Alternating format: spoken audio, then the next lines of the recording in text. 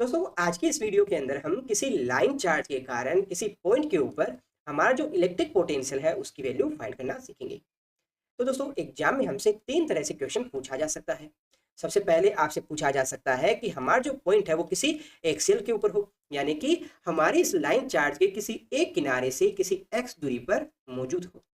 Second condition में हमसे पूछा जा सकता है कि हमारा जो पॉइंट है वो इक्वेटर पर हो, यानी कि निरक्ष पर हो, है ना। तो उस कंडीशन में हमारा जो इलेक्ट्रिक पोटेंशियल की वैल्यू क्या होगी। थर्ड कंडीशन हमसे पूछी जा सकती है कि हमारा जो पॉइंट पी है वो रेंडम कहीं भी हो, यानी कि हमारा जो ये लाइन चार्ज है उसके किसी एक किनारे पर यहाँ मौजूद हो, कहीं बीच में मौजूद हो, कहीं भी मौजूद हो सकता है। तो दोस्तों आज की इस वीडियो में हम वन बाय वन इन तीनों कंडीशनों के लिए इलेक्ट्रिक पोटेंशियल फाइंड करना सीखेंगे। दोस्तों इस प्रॉब्लम को आप दो तरीकों से सोल्व कर सकते हो। हमारा जो फर्स्ट मेथड रहता है उसमें हम क्या करते हैं कि हमारा जो इलेक्ट्रिक पोटेंशियल है वो बराबर होता है minus of E vector dot D R vector के बराबर। अगर आपने फर्स्ट चैप्टर में इन सभी टॉपिक्स को डिटेल में स्टडी किया है तो हम जानते हैं कि हमारा जो लाइन चार्ज है उसके एक्सियल पॉइंट के ऊपर, उसके इक्वेटर पॉइंट पर या किसी भी रैंडम पॉइंट के ऊपर हमारा जो इलेक्ट्रिक फील्ड है उसकी वैल्यू क्या होती है ना। तो वहां से जो इलेक्ट्रिक फील्ड की वैल्यू यहाँ हमें पुट करनी है और बोथ साइड हमें इंटीग्रेट करना है। तो आप आसानी से इन पी पॉइंट के ऊपर हमारा जो इलेक्ट्रिक पोटेंशियल है उसकी वैल्यू बता सकते हो, है ना। तो आप इसके लिए फर्स्ट चैप्टर जरूर देखिएगा ताकि आपको इलेक्ट्रिक फील्ड के बारे में जानकारी हो। बस दोस्तों आपको एक चीज याद रखनी है कि यहाँ पर जो आर आप दिखा रहे हो वो हमारी यहाँ पर इस पॉइंट पी की इस लाइन चार्ज से दूरी है ना। इसमें आपको कंफ्यूज नहीं होना है। और इंटीग्रेशन में लिमिट कहाँ से कहाँ तक वेरी करेगी, तो देखिए आप यहाँ इनफाइनाइट से किसी यूनिट चार्ज को इस पी पॉइंट तक ला रहे हो ना। तो जो लिमिट हम यहाँ रखेंगे वो रहेगी अपनी इनफाइनाइट टू आर, ठीक है। बस ये दो चीज़ों का आपको ध्यान रखना है, फिर आप बड़ी आसानी से हमारा जो इलेक्ट्रिक पोटेंशियल है उसकी वैल्यू फाइंड कर सकते हो, है ना। और यहाँ पर इलेक्ट्रिक पोटेंशियल उसकी वैल्यू कहाँ से कहाँ तक वेरी करेगी, तो आप कहेंगे इनफाइनाइट पर हमारा इलेक्ट्रिक पोटेंशियल होता है 0 एंड यहाँ पर इस पॉइंट पी के ऊपर मान लेते हैं अपना वी है। अब दोस्तों बात करते हैं सेकंड मेथड की।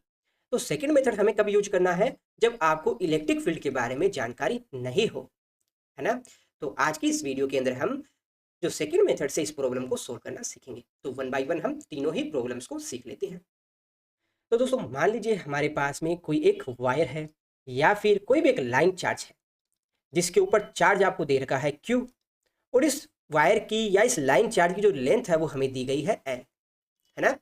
हमें इस लाइन चार्ज के किसी एक किनारे से किसी एक्स दूरी पर हमारा कोई पॉइंट पी है जिसके ऊपर हमें इलेक्ट्रिक पोटेंशियल की वैल्यू फाइंड करनी है। दोस्तों इस प्रॉब्लम को सोल्व करने के लिए हम क्या करते हैं, इस लाइन चार्ज से किसी आर दूरी पर, यहाँ से किसी आर दूरी पर हम कोई एक यूनिट चार्ज मान लेते हैं यूनिट चार्ज अपना है डी क्यू। और इस डी क्यू चार्ज के कारण हम इस पी पॉइंट के ऊपर हमारा जो इलेक्ट्रिक पोटेंशियल है उसकी वैल्यू फाइंड करते हैं। तो इस प्रॉब्लम को आप कुछ इस तरह से समझिए कि आपके पास में कोई एक डी क्यू चार्ज है जिससे आर दूरी पर स्थित हमारा कोई पॉइंट पी है जिसके ऊपर हमें इलेक्ट्रिक पोटेंशियल बताना है। तो इसकी वैल्यू किसके बराबर होगी, आप कहेंगे भाई इसकी वैल्यू बराबर होगी के डी क्यू, और दोनों के बीच की दूरी कितनी है आर, ठीक है। अब ये हमारे पास में इस डी क्यू चार्ज के कारण जो इलेक्ट्रिक पोटेंशियल की वैल्यू आ गई, परंतु हमें तो फाइंड करनी है इस पूरे लाइन चार्ज के कारण। तो इसके लिए हम क्या करेंगे, यहाँ इंटीग्रेशन कर देंगे। इंटीग्रेशन करेंगे तो हमारे पास इस पूरे वायर के कारण या इस लाइन चार्ज के कारण इलेक्ट्रिक पोटेंशियल की वैल्यू आ जाएगी, है ना। और दोस्तों एक चीज और देखिए, यहाँ हमारे पास में इस डी क्यू की वैल्यू तो पता ही नहीं है, नहीं पता ना। तो इस डी क्यू की वैल्यू हमें फाइंड करनी पड़ेगी। तो आप क्या कहेंगे कि भाई हमारी जो लाइन चार्ज है इसकी जो टोटल लेंथ एल है, इसके ऊपर चार्ज कितना है, आप कहेंगे क्यू चार्ज है। तो इसका जो यूनिट लेंथ है उस पर चार्ज कितना होगा, आप कहेंगे क्यू बाई एल के बराबर होगा। तो ये आपके पास में इस रोड की, इस वायर की जो चार्ज डेंसिटी है उसकी वैल्यू आ गई, और ये किसके बराबर है, क्यू बाई एल के बराबर है। अब दोस्तों हमें तो इस डी क्यू की वैल्यू बतानी है, और डी क्यू की वैल्यू किसके बराबर होगी, डी क्यू की वैल्यू बराबर आएगी अपना जो चार्ज डेंसिटी लेमडा, और ये जो पोर्शन आपने माना है, ये वाला जो पोर्शन हमने माना है इसकी लेंथ किसके बराबर है। तो देखिए ये वाली जो टोटल लेंथ है ये आप मान रहे हो किसके बराबर, आर के बराबर। तो ये वाला जो पोर्शन है इसकी जो लंबाई है वो अपने मान लेते हैं डी आर के बराबर। तो आप क्या कहेंगे, हमारा जो डी आर जो पोर्शन है इसके ऊपर जो चार्ज है वो किसके बराबर है, डी क्यू के बराबर है ना। और डी क्यू की वैल्यू किसके बराबर होगी, लेमडा डी आर के बराबर होगी। तो इस वैल्यू को हम यहाँ इस इंटीग्रेशन में रखते हैं। तो आपके पास में वैल्यू क्या आ गई, डी वी इक्वल टू यहाँ अपना आ गया के lambda d r upon r, ठीक है। अब यहाँ देखते हैं हमारी जो लिमिट है वो कहाँ से कहाँ तक वेरी कर रही है। तो लिमिट देखिए यहाँ पर आर कहाँ से कहाँ तक वेरी करेगा, आर देखिए इस वाले पॉइंट से लेकर इस वाले पॉइंट तक वेरी करेगा, कहेगा ना। तो इस वाले पॉइंट के लिए हमारे जो आर है उसकी क्या वैल्यू होगी, आप कहेंगे आर है वो एक्स के बराबर होगा ना। इस वाले पॉइंट के लिए तो आर की वैल्यू वो एक्स के बराबर ही होनी है। जबकि इस वाले पॉइंट के लिए बात करें तो आर है वो किसके बराबर होगा, इस वाले पॉइंट के लिए आर बराबर होगा अपना एल प्लस एक्स के बराबर होगा, है ना। तो हमारी जो आर की वैल्यू है वो वेरी करेगी एक्स से एक्स प्लस एल तक वेरी करेगी, और जो अपना इलेक्ट्रिक पोटेंशियल है उसकी वैल्यू वेरी करेगी 0 से v तक। ठीक है, अब बोथ साइड हम करते हैं इंटीग्रेशन। तो देखिए लेफ्ट साइड में तो अपने क्या आ गया, v आ गया, एंड राइट साइड में देखिए के लेमडा है, ये तो कांस्टेंट है, इसको हम रख लेते हैं बाहर। अब हमें इंटीग्रेशन करना है 1/r का dr के रिस्पेक्ट में, और यहाँ लिमिट अपनी वेरी कर रही है x to x plus L तक। अब दोस्तों इंटीग्रेशन तो हमें करना आता है, तो 1/r है, इसका इंटीग्रेशन किसके बराबर होगा, आप कहेंगे इसकी वैल्यू बराबर आएगी अपनी log r के बराबर आएगी, और हमारा जो लिमिट है वो वेरी कर रही है x से x प्लस एल तक वेरी कर रही है। यहाँ r है वो एक पॉजिटिव नंबर होना चाहिए, तो कई जगह यहाँ मोड लगाकर भी लिखा हो सकता है। ठीक है, अब यहाँ जब हम लिमिट रखेंगे तो हमारा जो इलेक्ट्रिक पोटेंशियल है उसकी वैल्यू बराबर आ जाएगी log, यहाँ पर आ जाएगा x प्लस एल और माइनस log x, है ना। अब आपने अगर पढ़ रखा है कि हमारा जो log a minus log b है इसकी वैल्यू किसके बराबर होती है, इसे आप लिख सकते हो log a अपॉन b के बराबर लिख सकते हो। तो आप इसे क्या लिख सकते हो, इसकी वैल्यू हम लिख सकते हैं अपना जो इलेक्ट्रिक पोटेंशियल बराबर आ जाएगा k lambda log x plus L upon x। ठीक है, इसे थोड़ा और सिंप्लीफाई करना चाहो तो हम इसे लिख सकते हैं k लेमडा, साथ में आएगा अपना log, और यहाँ हम लिख सकते हैं 1 प्लस एल अपॉन एक्स। दोस्तों फिजिक्स में हम ज़्यादातर नेचुरल लॉ को यूज करते हैं, यानी कि जो 10 बेस पर जो लॉ होता है उसको यूज करते हैं। इसी कारण से यहाँ पर कुछ बुक्स में आपको नेचुरल लॉ यानी कि ln लिखा हुआ मिलेगा। इसका मतलब क्या है कि आप 10 बेस के ऊपर यहाँ वैल्यू को देख रहे हो। ओके, तो काफ़ी इंपॉर्टेंट रिजल्ट है, इसे आपको याद रखना है और इसे फाइंड करना भी आपको आना चाहिए। अब जरा देख लेते हैं कि हमारा जो पॉइंट पी है वो इक्वेटर पर हो। तो दोस्तों सेकंड कंडीशन के अंदर हमारा जो पॉइंट पी है वो निरक्ष पर मौजूद है, यानी कि इक्वेटर पर मौजूद है। तो यहाँ पर दो तरह से हमसे क्वेश्चन पूछा जा सकता है। फर्स्ट कंडीशन में हमारा जो पॉइंट पी है वो बिल्कुल मिडल के अंदर होगा। जब मिडल में होगा तो उस कंडीशन में यहाँ जो दोनों किनारों के साथ जो एंगल बन रहा है वो बराबर होगा।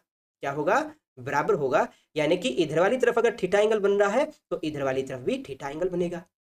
ठीक है, एक सेकंड कंडीशन हमसे और पूछी जा सकती है, जब हमारा जो पॉइंट पी है वो किसी रैंडम कंडीशन के ऊपर हो, तो उस कंडीशन के अंदर हमारा यहाँ पे जो एंगल बन रहा है वो रैंडम होगा।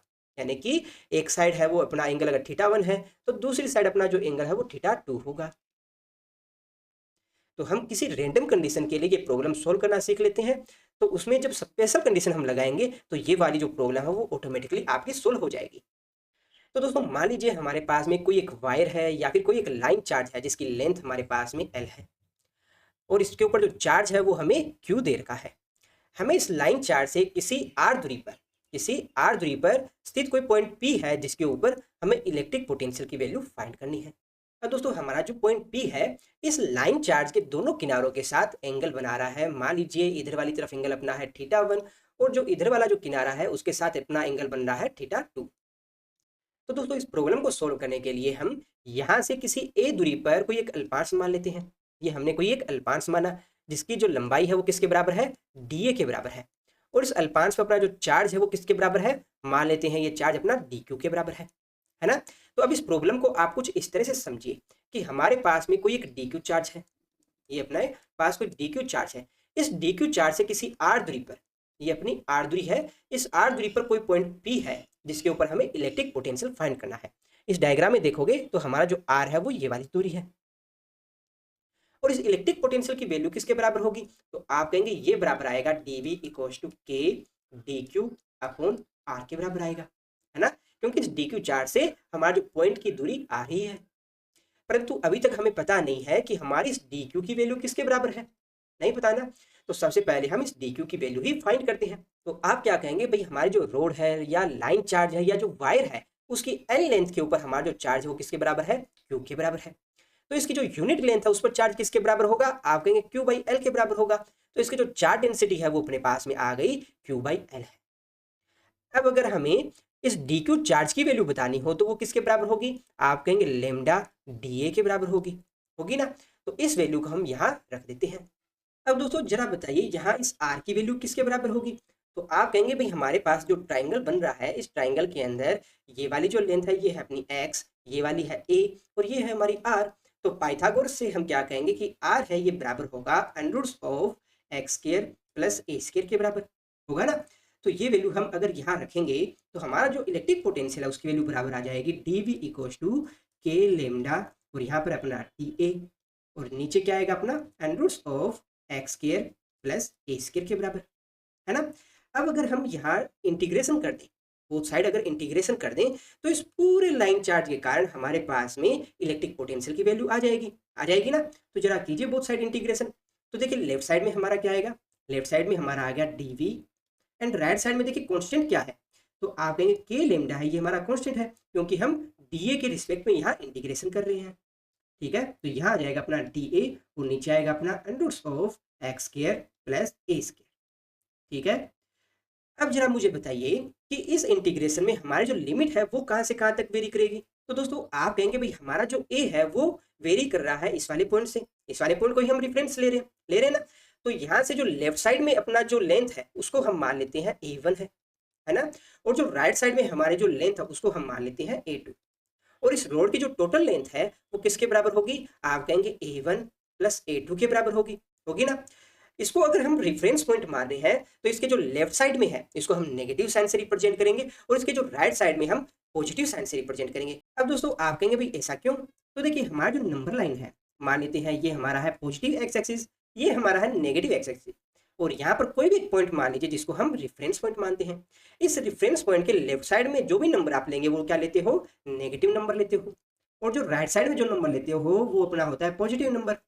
तो इसी कारण से हमारा जो लिमिट वेरी करेगी वो वेरी करेगी -a1 टू a2 वेरी करेगी, और अपना जो पोटेंशियल है वो वेरी करेगा 0 से v तक। अब दोस्तों यहाँ बोथ साइड हम इंटीग्रेशन करते हैं, तो लेफ्ट साइड में तो अपना आ गया v एंड राइट साइड में क्या आएगा, हमारा आ गया k लेमडा। अब देखिए 1/√x² प्लस a², इसका इंटीग्रेशन किसके बराबर होगा, तो इसके बारे में हमने डिटेल में स्टडी कर रखा है। ये बराबर होगा अपना, देखिए किसके रिस्पेक्ट में कर रहे हो, dA के रिस्पेक्ट में कर रहे हो, तो इसका इंटीग्रेशन बराबर आएगा अपना log, और यहाँ पर आएगा सबसे पहले a plus under of a² plus x²। ठीक है, और यहाँ हम मोड क्यों लगा रहे हैं, क्योंकि यहाँ पर जो भी रिजल्ट आएगा वो एक पॉजिटिव नंबर आएगा। ठीक है, तो इसकी वैल्यू अपनी किसके बराबर आ गई, हमारा आ गया log a plus under of a² plus x²। ठीक है, और यहाँ पर अपना जो लिमिट है वो कहाँ से कहाँ तक वेरी कर रही है, आप कहेंगे -a1 से a2 तक वेरी कर रही है। अगर दोस्तों किसी भी स्टूडेंट को यहाँ दिक्कत आए कि ये इंटीग्रेशन हमने कैसे किया, तो वो जाकर कमेंट बॉक्स में पूछ सकते हो, कभी कोई और वीडियो बनाकर हम इसको डिस्कस कर लेंगे, है ना। अभी के लिए हम यहाँ लिमिट पुट करते हैं, तो हमारा क्या आएगा, देखिए लेफ्ट साइड में अपना आया v इक्वल्स टू के लेमडा, और यहाँ पर वैल्यू पुट कीजिए। देखिए यहाँ पर अपना है log, और यहाँ पर सबसे पहले a2 आएगा, तो यहाँ पर वैल्यू रखेंगे a2 plus under of a² plus x²। ठीक है, फिर अपना आएगा माइनस, यहाँ आएगा log, और साथ में अपना क्या आएगा -a1 plus under of a1² plus x²। ठीक है, कोई दिक्कत नहीं। अब देखिए हम जानते हैं कि हमारा जो log x minus log y है इसकी वैल्यू किसके बराबर होती है, ये बराबर होता है log x अपॉन y के बराबर होता है ना। तो यहाँ पर भी हम इसको इस फॉर्म में रख सकते हैं। तो जरा देखिए क्या आएगा, v इक्वल्स टू के लेमडा, और यहाँ पर अपना क्या आएगा log, और साथ में क्या आएगा अपना, ऊपर तो आएगा अपना a2 plus under of a² plus x², और नीचे क्या आएगा अपना, यहाँ अपना आ जाएगा -a1 plus under of a1² plus x²। अब दोस्तों जरा समझिए, हमारे पास में कोई एक रोड है जिसकी लेंथ हमें दे रखी है l, और इस रोड से किसी x दूरी पर हमारा कोई पॉइंट P है जिसके ऊपर हम इलेक्ट्रिक पोटेंशियल की वैल्यू फाइंड कर रहे हैं। अगर ये हमारा जो पॉइंट P है वो बिल्कुल सेंटर में है, तो सेंटर में होने की कंडीशन में आप क्या कहेंगे कि यहाँ पर हमारा जो a1 और a2 है उनकी वैल्यू बराबर होगी ना। और ये वैल्यू किसके बराबर होगी, हमारा जो रोड की जो टोटल लेंथ है उसकी हाफ के बराबर होगी, यानी कि l/2 के बराबर होगी। तो इस कंडीशन में हमारा जो इलेक्ट्रिक पोटेंशियल है उसकी वैल्यू किसके बराबर आएगी, v इक्वल्स टू के लेमडा, और यहाँ पर अपना आ जाएगा log, और यहाँ पर आप वैल्यू क्या रखोगे l/2 plus under of l/2 इसका स्क्वायर आएगा। ठीक है, प्लस अपना आएगा x², और नीचे अपना क्या आएगा, नीचे अपना आ जाएगा माइनस ऑफ l/2 और साथ में अपना आ जाएगा अंडर रूट ऑफ L/2 इसका स्क्वायर आ गया, साथ में अपना एक्स स्क्वायर। ठीक है, ये कौन सी कंडीशन है? जब हमारा जो पॉइंट P है इस रोड के बिल्कुल सेंटर पर है और इक्वेटर पॉइंट के ऊपर मौजूद है। इसी प्रकार से दोस्तों अगर हमसे एंगल θ1 और θ2 के फॉर्म में इलेक्ट्रिक पोटेंशियल की वैल्यू पूछ रखी हो तो हम क्या करेंगे? तो देखिए हमें क्वेश्चन में एक तो हमारा जो x है उसकी वैल्यू दे रखी है, एक हमारा जो चार्ज है जो लीनियर चार्ज डेंसिटी है उसकी जो लेंथ है यानी कि L की वैल्यू दे रखी है। तो यहाँ पर हमारे पास में एक ट्राइंगल बन रहा है। इस ट्राइंगल में देखिए ये वाली लेंथ है अपनी x, ये वाली जो लेंथ है वो मान लेते हैं A1 है, और यहाँ एंगल कितना बन रहा है? θ1 है ना। तो आप क्या कहेंगे हमारा जो tan θ1 है ये किसके बराबर होगा? ये बराबर होगा अपना A1/x के बराबर होगा ना। तो यहाँ से अपना A1 है उसकी वैल्यू किसके बराबर आएगी? आप कहेंगे x tan θ1 के बराबर आएगी। इसी प्रकार से हमारा जो A2 है उसकी वैल्यू किसके बराबर आएगी? आप कहेंगे x tan θ2 के बराबर आएगी, है ना। तो ये वाला जो फॉर्मूला है अपने पास में यहाँ पर हम A1 और A2 की वैल्यू पुट कर देते हैं। ठीक है, अब दोस्तों हम सभी जानते हैं कि अपना 1 + tan स्क्वायर थीटा है ये किसके बराबर होता है? ये बराबर होता है अपना sec स्क्वायर थीटा के बराबर होता है ना। तो ये वैल्यू हम यहाँ रखते हैं तो अपने पास में क्या आ जाएगा? देखिए अपने वैल्यू आ गई k लैम्डा, यहाँ आ गया अपना log, यहाँ पर क्या आएगा देखिए x tan θ2। अब यहाँ भी x उसको बाहर रख सकते हो x, और यहाँ पर अपना आ जाएगा sec square theta. sec square theta को यहाँ अंडर के बाहर लेकर आएंगे तो अपना क्या आएगा? sec थीटा आ जाएगा, और यहाँ ऊपर θ2 है तो मैं यहाँ θ2 ही लगा देता हूँ। और नीचे अपना क्या आएगा? नीचे अपना आ जाएगा -x tan θ1, और साथ में क्या आ जाएगा अपना x, और यहाँ पर आ जाएगा sec θ1। ठीक है, अब आप देख सकते हो कि ऊपर और नीचे हमारा जो x है वो कॉमन आके कट रहा है ना। तो इस x को हटा देते हैं। ठीक है, तो दोस्तों इस सेम प्रॉब्लम को हम एक दूसरे मेथड से सोल्व करना और सीखते हैं, है ना। तो इसके लिए हम क्या करेंगे कि मान लेते हैं हमारा जो ये रेफरेंस लाइन है, ये ओपी जो लाइन है, यहाँ से जो एंगल जो बन रहा है ये कितना है? ये एंगल हम मान लेते हैं थीटा एंगल है। और जो हमारा जो अल्पांश है, ये वाला जो अल्पांश है इसका जो दूसरा जो किनारा है यहाँ पर जो एंगल बना रहा है ये कितना एंगल है? इस एंगल को हम मान लेते हैं कितना है? डी थीटा है। ठीक है, अब इस प्रॉब्लम में हम क्या करेंगे कि हमारा जो आर है इसको हम थीटा की फॉर्म में लेकर आएंगे, हमारा जो डी ए है इसको भी हम थीटा की फॉर्म में लेकर आएंगे। ठीक है, तो दोस्तों यहाँ जो एंगल बन रहा है इसको हम मान लेते हैं थीटा एंगल है। ये वाली जो लेंथ है वो हमें एक्स दे रखी है, और ये वाली जो लेंथ है वो हमारी है ए। तो यहाँ से मुझे बताइए हमारा जो टेन थीटा है वो किसके बराबर होगा? आप कहेंगे A/x के बराबर होगा। तो यहाँ से ए है वो किसके बराबर आ जाएगा? आप कहेंगे x tan थीटा के बराबर आ जाएगा। अब यहाँ पर जो परपेंडिकुलर डिस्टेंस है यानी कि जो x है वो तो एक कांस्टेंट नंबर है ना। तो अगर हम बोथ साइड अगर डिफरेंशिएट करें तो हमारे पास क्या वैल्यू आएगी? dA = x, और यहाँ टेन थीटा को डिफरेंशिएट कीजिएगा तो हमारे पास वैल्यू आई sec स्क्वायर थीटा, और साथ में आया अपना डी थीटा।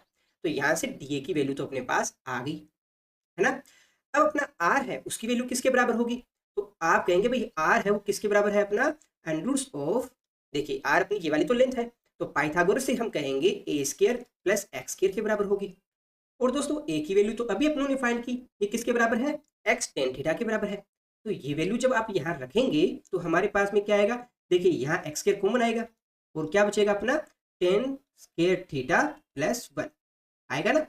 और हम जानते हैं 1 + tan स्क्वायर थीटा है, इसकी वैल्यू किसके बराबर होती है? sec स्क्वायर थीटा के बराबर होती है। तो अंडर के अंदर अपना आएगा x², साथ में आएगा अपना sec स्क्वायर थीटा, है ना। तो इसको सोल्व करेंगे तो r की वैल्यू क्या आ गई? अपनी x sec थीटा के बराबर आ गई ना।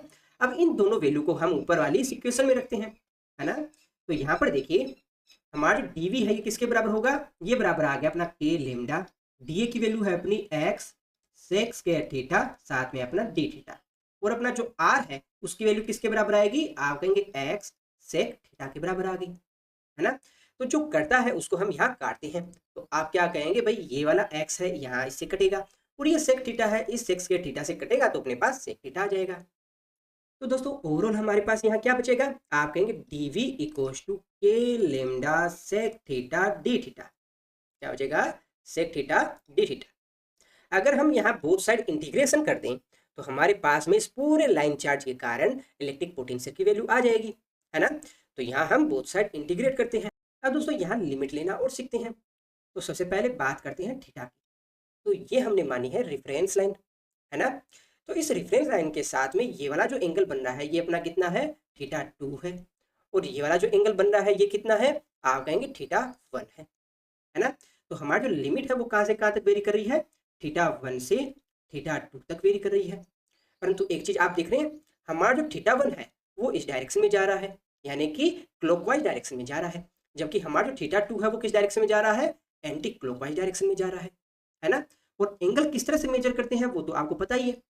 देखिए दोस्तों, ये वाला मान लीजिए हमारा एक्स एक्सिस है और हमें एंगल मेजर करना है किसी भी लाइन के लिए, तो हम इस डायरेक्शन में जाते हैं, यानी कि एंटी क्लॉकवाइज डायरेक्शन में जाते हैं। तो जो आप थीटा 2 एंगल मान रहे हो ये अपना क्या आएगा, पॉजिटिव साइन के साथ आएगा, जबकि अपना जो थीटा 1 एंगल है वो कैसा आएगा, नेगेटिव साइन के साथ आएगा। यानी कि हमारा जो एंगल है वो वेरी कर रहा है माइनस थीटा 1 से थीटा 2 तक। और हमारा जो इलेक्ट्रिक पोटेंशियल है वो वेरी करेगा 0 से v तक।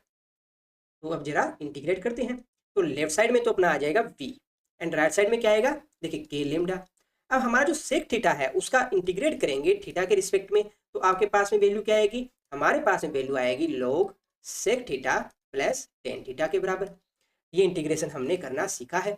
फिर भी किसी स्टूडेंट को अगर कोई प्रॉब्लम रहती है तो आप कमेंट बॉक्स में पूछेगा, इसके ऊपर एक अलग से वीडियो बनाकर हम इसको सीख लेंगे, ठीक है। तो यहाँ इंटीग्रेट करने पर अपने पास वैल्यू आई log sec theta plus tan theta, और यहाँ अपनी लिमिट है वो वेरी कर रही है माइनस थीटा 1 से थीटा 2 तक, ठीक है। तो अब जरा लिमिट यहाँ पुट कीजिए, तो देखिए लेफ्ट साइड में तो अपना आ जाएगा v इक्वल्स टू के लेमडा, और यहाँ अपना क्या आएगा, देखिए लोग, अब यहाँ पर सबसे पहले थीटा 2 रखेंगे, तो sec theta 2 plus tan theta 2, ठीक है। साथ में क्या आएगा माइनस, फिर आएगा लोग, अब यहाँ रखेंगे सेक, अब यहाँ माइनस थीटा 1 है तो मैं यहाँ माइनस थीटा 1 लगा देता हूँ, प्लस टेन माइनस थीटा 1, ठीक है। ये लिमिट अपने पुट की। अब यहाँ पर देखिए क्या बन रहा है अपना, log x minus log y बन रहा है, ना। इसको आप क्या लिख सकते हो, log x अपॉन y लिखा जा सकता है। तो जरा हम इसको इस फॉर्म में और लिख देते हैं। तो यहाँ वैल्यू अपनी आई v इक्वल्स टू के लेमडा, और इधर अपना आ जाएगा देखिए log, ऊपर आएगा अपना sec theta 2 plus tan theta 2, ठीक है। और नीचे अपना क्या आएगा, यहाँ अपनी वैल्यू आ जाएगी सेक, अब यहाँ देखिए सेक माइनस थीटा 1 है, इसकी वैल्यू किसके बराबर होगी, सेक थीटा 1 के बराबर होगी, होगी ना। प्लस टेन माइनस थीटा है, उसकी वैल्यू किसके बराबर होगी, माइनस टेन थीटा के बराबर होगी। तो इसलिए मैं यहाँ इस माइनस को बाहर ले आता हूँ, ठीक है, माइनस टेन थीटा 1, ओके। तो ये अपना थीटा की फॉर्म के अंदर इलेक्ट्रिक पोटेंशियल की वैल्यू आ गई है। तो जब भी आप इस फॉर्मूले को याद रखेंगे तो साथ में आपको ये याद रखना है कि अपना जो लाइन चार्ज आपको दे रखी है उसका जो इधर वाली साइड जो एंगल बन रहा है वो अपना कितना है, थीटा 1 है, और इधर वाली साइड जो एंगल बन रहा है ये अपना कितना है, थीटा 2 है, ठीक है, याद रहेगा आपको। अब इसमें एक इंपॉर्टेंट कंडीशन और लगा के लिखिएगा आप, अगर हमारा जो ये लाइन चार्ज आपको दे रखी है इसकी लेंथ अपनी होती इनफाइनाइट, क्या होती, इनफाइनाइट, तो उस कंडीशन में अपना जो इलेक्ट्रिक पोटेंशियल है उसकी वैल्यू क्या होती। तो दोस्तों इनफाइनाइट की कंडीशन में क्या होता, आप एक इमेजिन कीजिए कि आपके पास में एक बहुत लंबी लाइन है, इस लंबी लाइन से कुछ दूरी के ऊपर हमारा जो पॉइंट P मौजूद है जिसके ऊपर हमें इलेक्ट्रिक पोटेंशियल की वैल्यू फाइंड करनी है। तो अब जरा मुझे बताइए हमारा जो पॉइंट P है इस लाइन के दोनों किनारों के साथ कितना एंगल बनाएगा, यहाँ कितना एंगल बन रहा है, अगर लाइन अपनी बहुत लंबी है जिसके दोनों किनारों का अपने को पता ही नहीं है कहाँ है, तो आप कहेंगे यहाँ जो एंगल अपने बन रहे हैं जो थीटा 1 और जो थीटा 2 है इसकी वैल्यू किसके बराबर होगी, अपनी पाई बाई 2 के बराबर होगी, यानी कि 90 डिग्री का एंगल बनेगा, है ना। तो जब थीटा 1 और थीटा 2 अपना 90 डिग्री होगा तो उस कंडीशन में अपनी वैल्यू क्या आएगी। तो दोस्तों हमारा जो 1090 डिग्री है उसकी वैल्यू किसके बराबर होती है, 1090 डिग्री बराबर होता है अपना इनफाइनाइट की, और हमारा जो सेक 90 डिग्री है उसकी वैल्यू भी इनफाइनाइट आती है। तो यहाँ पर जब आप वैल्यू पुट करोगे तो आपके पास में क्या आ जाएगा, यहाँ हमारे पास में आएगा देखिए इलेक्ट्रिक पोटेंशियल बराबर आएगा के लेमडा, और साथ में अपना आएगा लोग, अब इनफाइनाइट प्लस इनफाइनाइट ऊपर आएगा और नीचे अपना क्या आएगा, इनफाइनाइट माइनस इनफाइनाइट आएगा। तो यहाँ पर ओवरऑल वैल्यू क्या आएगी आपके पास, इनफाइनाइट अपॉन इनफाइनाइट आएगी, आएगी ना। तो यहाँ पर अपने पास में जो ये वाली जो टर्म आ रही है वो क्या है, एक अनडिफाइंड नंबर है, ठीक है। तो इसी कारण से आपसे जब भी पूछा जाए कि कोई भी एक इनफाइनाइट लेंथ का कोई आपको लाइन चार्ज दे रखा है और उसके कारण जो अपना इलेक्ट्रिक पोटेंशियल है उसकी वैल्यू क्या होगी, तो आप कहेंगे भाई यहाँ जो वैल्यू आएगी वो एक अनडिफाइंड नंबर होगी। तो दोस्तों आई होप लाइन चार्ज से रिलेटेड आपके सारे डाउट्स सब क्लियर हो गए होंगे। फिर भी किसी स्टूडेंट को कोई डाउट रह जाता है तो आप कमेंट बॉक्स में जाके पूछ सकते हो। कभी कोई और वीडियो बनाकर हम इसको डिस्कस कर लेंगे। वीडियो में लास्ट तक बने रहने के लिए आप सबका धन्यवाद। Thank you.